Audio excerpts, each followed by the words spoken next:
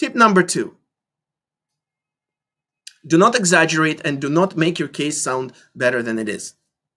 Almost no case is perfect. Well, some cases might be considered perfect, but generally most cases have strengths and weaknesses.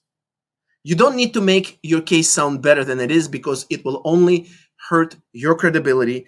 And if you're caught exaggerating one time, this will cast doubt on your other testimony.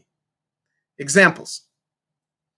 You're a plaintiff in an injury case. You've been in an accident, and the attorney who is taking your deposition is asking you, did you injure your head in that accident? And you say yes. How about your neck? Yes. Back? Yes. Left knee? Yes. Right knee? Yes. Ankles? Yes.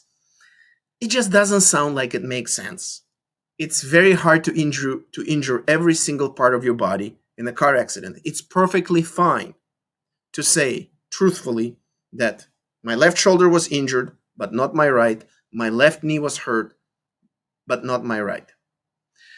Also, if you suffered relatively moderate injuries and you are saying that 2 years since the injury, you feel exactly the same pain as you did 2 years ago, this also doesn't make much sense. It's perfectly fine to say that you're pain-free now, if it's true, or that you're much better. Examples from the world of employment law and wrongful termination.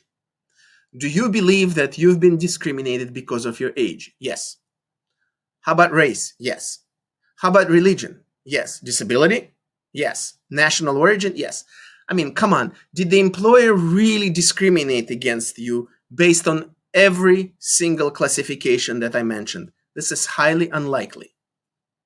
Testify about what truly happened. Testify about the strong facts in your case. And don't just add things up because you're trying to throw kitchen and sink during your testimony on the other side. It's not going to help you. It's only going to dilute your story and make it sound like you're just trying to go with anything you can to see what will stick. Not a good idea. Doesn't impress judges, doesn't impress juries, doesn't impress lawyers. Tip number 3. Never lose your cool during your deposition. Just because the lawyer who is asking your questions is becoming angry or dramatic or he's putting a